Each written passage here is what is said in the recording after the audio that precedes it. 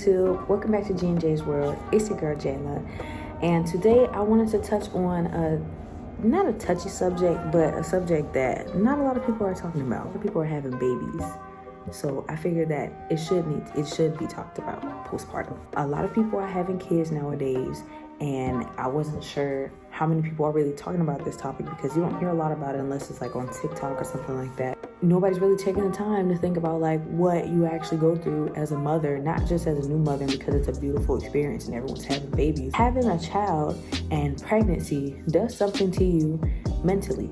This was a touchy subject for me for a while, and for a long time I couldn't open up about it because I was going through so much with my postpartum that I couldn't even talk about my experience because I had other personal things going on with my family and with my husband that clouded, my perspective, and that really just clouded my mind during my postpartum to the point where even coming out of that, my mind is still clouded. We're gonna dig deeper into that as I break down some tips for new moms and surviving moms that have been struggling with postpartum, or maybe you don't know that you have postpartum, because sometimes you can be struggling with it and not know that you have it. For a little while, I was struggling with it. I didn't know I was necessarily struggling with it. I didn't want to say so, and I figured out later that I've been struggling with it since my third trimester pregnant with Soraya. I really came to consensus and admitted that I was going through it when I tried to go back to school while she was 3.5 months old. Actually 2.5 months old. I failed miserably. I was trying to I thought I could do it. It was also part of me trying to get back on my feet and distract myself from the stuff that me and Greg was coming out of. Because like I said, a lot of things that I was going through personally that sometimes I couldn't even tell I was going through postpartum because I had so many other problems that I was dealing with. I felt like I was all that I had. Postpartum make you feel like you're all that you got, but that's not the case at all. But we're gonna get to that in a little bit. So I went ahead and wrote down some tips that really helped me through my postpartum. Like I said, these tips may not work for everybody, but I felt that it needed to be talked about because not enough people are talking about postpartum and how to deal and how to cope. It's there, but it's not capitalized, especially during the time that people are popping out babies. Let's go through the tips I wrote down. First tip that I have is part of a scripture. Worry about nothing, instead pray about everything. That's Philippians 4:6-7. A lot of things you're gonna do during your postpartum is worry. So there are gonna be a lot of things that come to your mind that just come to you, even when you're by yourself or just when you're in certain situations, or if somebody doesn't say something the right way, it'll make you worry about certain things. It'll make you think negative about certain things, but instead pray about everything. So for me, instead of worrying, I had to get back into the practice of praying. Like I said, this was very hard for me because I was going through enough things within my marriage already that praying I had basically gave up on, because at one point I was mad at God because of what was going on in my marriage with my husband. To get back into prayer took a lot for me because I figured I knew that I needed it. This is to help me for me, and this is to help me to be able to mother my new baby and to continue to be a good stepmother to GB3, or to be a good bonus mom. I don't really like to say step, but I just say it for, professional purposes. I knew that I had to reincorporate prayer in order to be there for my kids and in order to really be there for myself, because you can go through postpartum for years. That's another thing that people didn't know. The doctors had to tell me, you can go through postpartum for years. If you know how to pray, please do it, even if it's a little prayer like, okay, God, I don't want today to be a hard day. And if you feel like you're gonna go through, you have things ahead of you that may be a little too hard for you to deal with at the time, and it may trigger you, because you can have triggers in postpartum.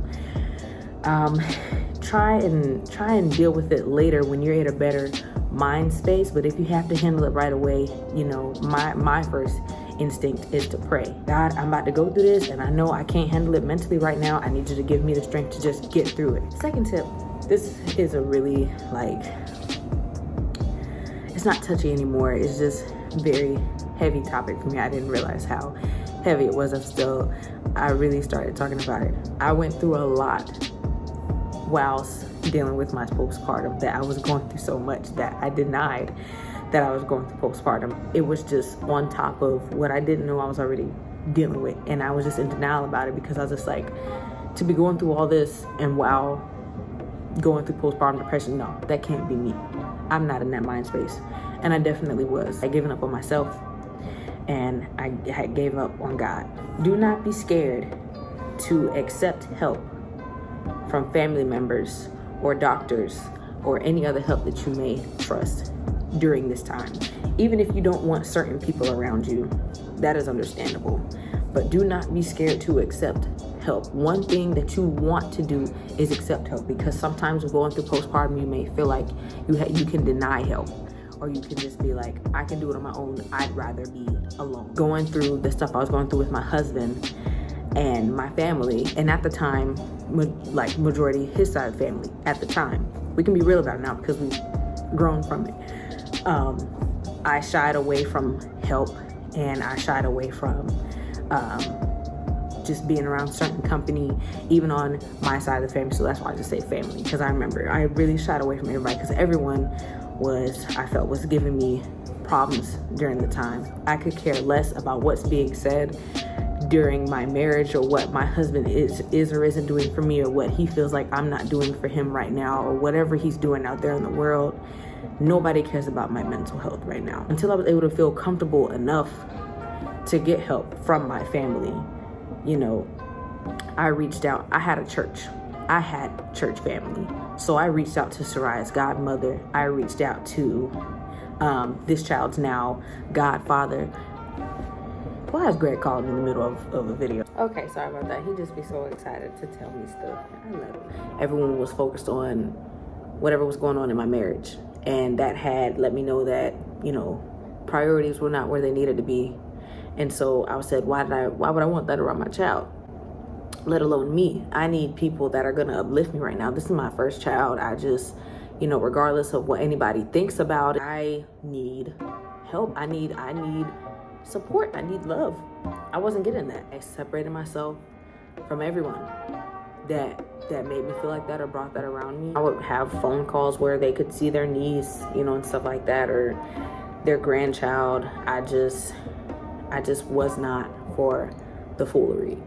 I didn't even answer my own mom's phone calls. It was really hard to answer Greg's, because like I said, we were going through a lot. And on top of that, he went to AT during that time that I was going through my postpartum, and that Soraya had just been born, left for AT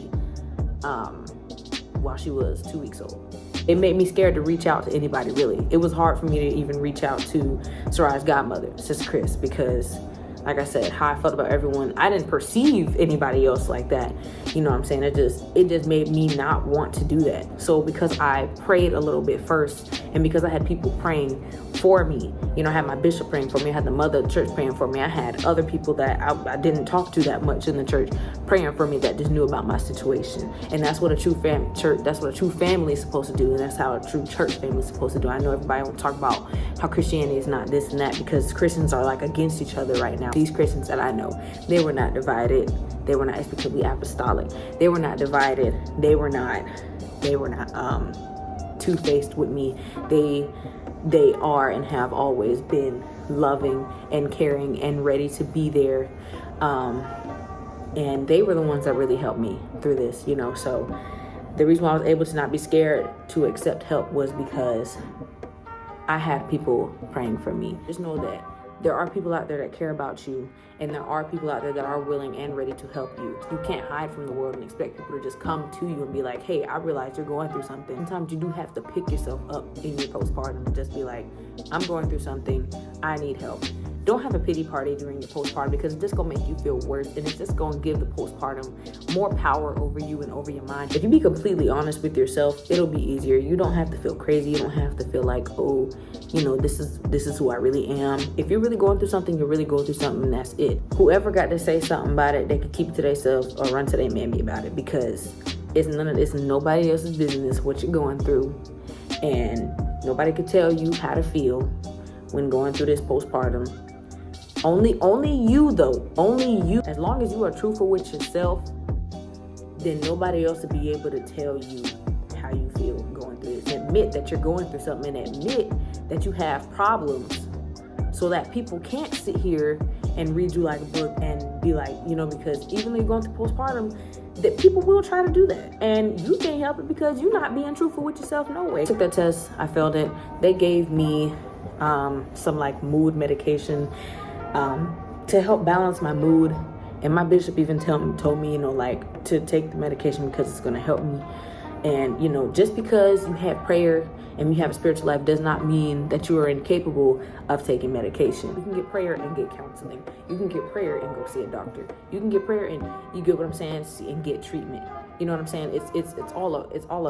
It's all a work in process. For the first 2 weeks I had them, I said, I am not taking no pills because I ain't finna sit here and make me feel crazy like I don't have control over my mind and what I do with my baby and how I take care of myself. Y'all not finna sit here and tell me that I need to be on mood medication, or I don't think it was mood medication. I think it was like anxiety medication.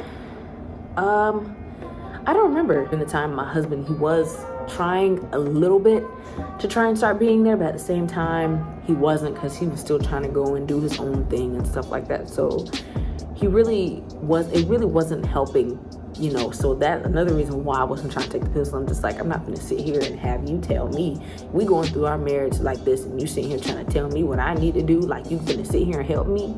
So you're not helping me nothing if you continue doing what you're doing. It's not helping me at all. So I don't want you around me. I mean, I was a little resistant for a while, but I didn't completely like push him away because that's my husband and that's my business. And I only took it for like 2 weeks. Yeah, I was 2 weeks, wasn't taking it for the first little bit of time that I had it. I took it for 2 weeks, on and off. And by that second week of that 2 weeks I was taking it, I was consistent with it. And I didn't feel like it was really doing anything. They say that medication takes 2 weeks to kick in. I felt a difference maybe a couple times, but I just really felt like I didn't need it. And by the time that I was getting closer with God, I threw the pills away. Okay, tip 3. Recognize that you are human. You are not crazy, okay? You are not crazy for thinking the thoughts that come to your head about you as a mother, about your baby, because you will feel like you are crazy sometimes. And sometimes you may even think crazy thoughts like, oh my God, am I really a mother? like, oh my goodness, is this really my baby? Like, oh my gosh, what if I go to sleep and I wake up and my baby's gone? Or what if I turn my back for 1 second while my baby's in the crib, or, playing or in the little swing, and then somebody breaks in and takes my child from me. One thing that I saw today earlier, where a woman said that her postpartum depression kicked in, and where her husband was taking the baby upstairs to change him, and she had a postpartum depression anxiety attack, and it kicked in, and it made her think that he was going to make the mistake of dropping the baby and the baby's head hitting the radiator and die. She's being bravely transparent, because a lot of people will only be this transparent in a conversation that's not being recorded, or in any personal conversation, because postpartum is real. There are a lot of people that think a lot of worse things than that. Internet, the media, people so ready to look at people crazy like, oh, I was going through postpartum, but I never thought that. People cope differently, but deny those thoughts. Remind yourself of who you are, and that you are a good mother, and that you are doing your best for your child, okay? Don't sit there and try and put thoughts in your head about anybody that may have done you wrong, or being scared of people that have done you wrong coming around you and your child and poisoning your child, or poisoning you with like that negative energy, whatever you want to say or think. You know what I'm saying? During your postpartum, you could think thoughts like, what if that toxic family member comes and does this while my child is around, or tries to take my child away from me, tries to tell me how to mother my child, or tries to tell me I'm not doing something right about my kid. You know what I'm saying? Don't let anything that you may be feeling, or that you've already been dealing with from other family members, don't let that cloud your mind. Every time that you're doing a good job with you and your child, observe that and love on that moment. I hope this is helping. I have 2 more tips that I kind of want to dig deep into. Tip number 4. Take a moment to breathe, whether it be 5 seconds or a few hours. Take that moment to resonate with peace. You want to be able to have that time to have peace within yourself. even if it's 5 seconds, even if the baby finally went to sleep and you finally get to take a shower and that postpartum been beating you up in the head all day. You take that time in the shower to breathe, to cry, scream. Before Greg left for AT, because we were still going through our stuff, and he was just doing it right in front of me. And there was nothing that I could do about it because I just had a child. I broke down in the shower. I had a mental breakdown in the shower right before he left for AT. The things that were going on around me, I thought myself into a postpartum anxiety attack. It was deep. I felt incapable and out of control of everything that was going on around me. And you already feel like that when your marriage is in shambles and when your spouse is, out there doing crazy stuff. You already can tend to feel like that in your marriage. It added to the emptiness that I was feeling of him not being there, infidelity. Because postpartum will take any negative thoughts and try and project it and be like, this is why this, or it makes you have an anxiety attack and make you think that you and your baby are in danger, or that you're in danger, that you're not doing something right, makes you think badly about yourself. And I just sat there just crying, and I was just balled up, naked, and the water was just running and running and running. Why in the world would my life be like this right now? And why the freak do I not have the energy to take care of my child the way that I think I should? My marriage is in shambles. And it just did not help. One way you can identify postpartum is you feel like you're about to have an anxiety attack, you feel like you're about to freak out. That's how you know you're about to have a postpartum anxiety attack. Or have a postpartum moment when your emotions kind of just build up so quickly out of one thing that just went wrong or that was said wrong. That's how you know that your postpartum is reacting. That's how I knew that my postpartum was reacting. It just happened so quick. So that day I had found out more things about the stuff that he was doing, because I didn't know everything. He was like semi-lying. He was like lying. One moment, he would tell me half the truth, then the next moment he was just lying. He had to grab me out the shower. And during that time, he had to, like I said, he was trying a little bit. He was doing the bare minimum to save our marriage. But he could really care less during the time. But he just said or did whatever he could to get me off of that bathtub floor. And he called my bishop and my mother from the church and had them come over and had them help clean. Because, the apartment, it wasn't that dirty, but I just had a few things out of place. Because one thing I did try to do was keep the apartment clean. Because that was also part of me ministering to saving my marriage. I commend that man for really just, following what God really told him to do. Salute to you, babe. I'm proud of you. And I love you. My bishop had to come and talk to him and talk to us about our marriage. And, it was okay for the 2 weeks that he was gone during AT, but during those 2 weeks, he was still cheating on me. And at the time, I didn't necessarily know that. I wasn't sure how or what he was doing, but needless to say, nothing changed. Basically took whatever my bishop said and practically threw it out the window. I didn't know that because he was calling me every day and I thought we were working on things like my bishop had told us, but nope, complete opposite. Even when he came back from AT, it was just too much. And then when he came back, we were homeless. That's why I really have to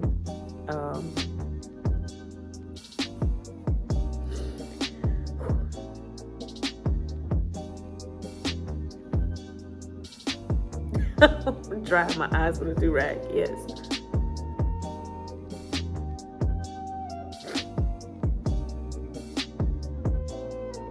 Doing it together.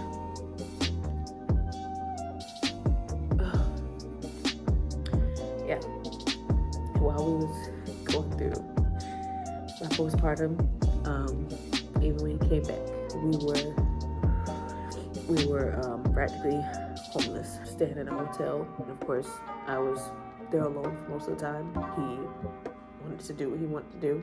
When you look back over everything we came through, I just really just thank God that we came from that, because he's been delivered and saved and filled with the Holy Ghost, and I couldn't ask for a better husband and he's becoming better. And he's doing better. You know, the fact that we even overcame that, a lot of people would have thought that would have killed us. Going through postpartum at the time. Can you imagine going through postpartum while dealing with an unfaithful husband, whilst dealing with family drama, all before having your baby? You know what? We were homeless before having Soraya. I'm not going to say we sat there and lived in a box, but we didn't have a house to call our own. We stayed with family. Then when we moved back to South Carolina, we stayed with family. Then when we moved into our apartment, we moved out 2 months later because there was a mold infestation that they didn't tell us about. So we filed a case against them and sued them. And we stayed in a hotel. So that's about a year that we were without a place to call our own. I'm sorry, but I'm not sorry. This is what it is, okay? This is the truth. This is the transparency that needs to be talked about. So any chance that you get, resonate with peace, especially if you're going through so much around you. I had people sending me gospel music. I had gospel music that I already had in my spirit. Godly conversations. I stayed away from things that tried to creep up on me and trick me into doing to my husband what he was doing to me. I had godly conversations with people I knew that could pray for me. People I knew that could pray for my husband. I will keep you in perfect peace.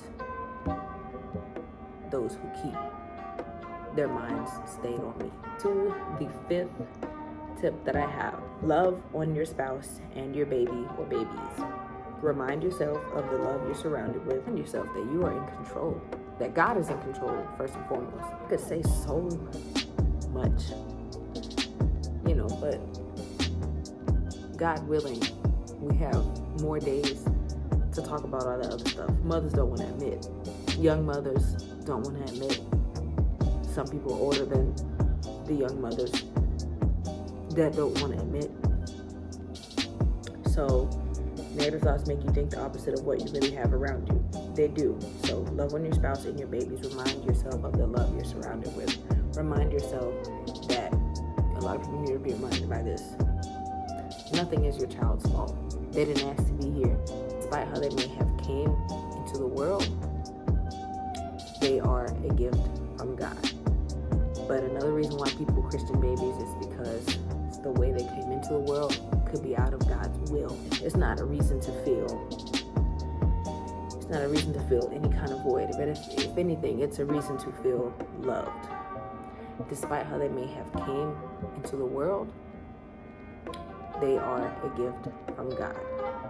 But another reason why people Christian babies is because it's the way they came into the world could be out of God's will. And even if they were created within God's covenant, marriage, or even adopted, you know, it is so easy for spirits, for the world to just strip that innocence away from that child before they can become of age to really start understanding and making decisions for themselves. That's why it's also really important to get your child Christian, to give them back to God. And even if the child was made in God's covenant, to recognize the reason why this child is here and to recognize whose child this really is. And it's God's child. And God has the final say over that child's life. He's just giving you the tools to be able to shape that child's life. Oh, there are just the last few things I want to leave you guys with. And that is to have faith in God and everything. In this entire journey, postpartum is no joke. You don't want to hurt yourself. You don't want to hurt your kids. You don't want to hurt the people around you. This needed to be talked about. And I'm happy that I said something. But I just explained it from my perspective of what I really dealt with and how I realized that postpartum is no joke. Yes, I didn't get too nitty gritty, but I feel that I said enough.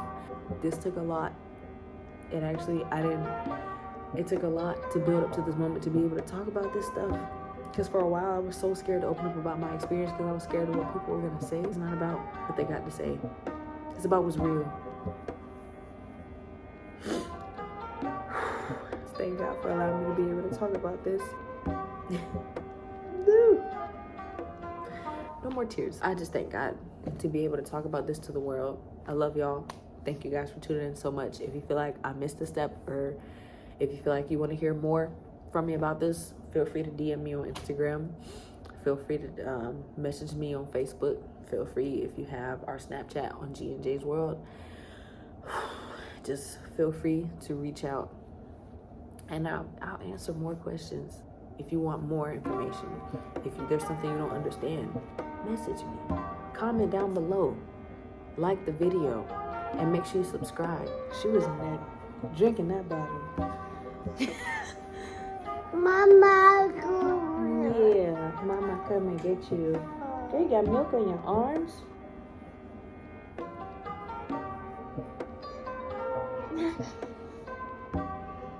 I love you. Feel free to DM us on Instagram at G&J's World. Feel free to DM me or Greg or about anything, because we will be posting more videos. We will be talking about more content, and we will be touching on more of these subjects. And we're just so glad to be back on the grid. We love y'all, G&J family. Say bye. Wait, do what you was doing. There you go.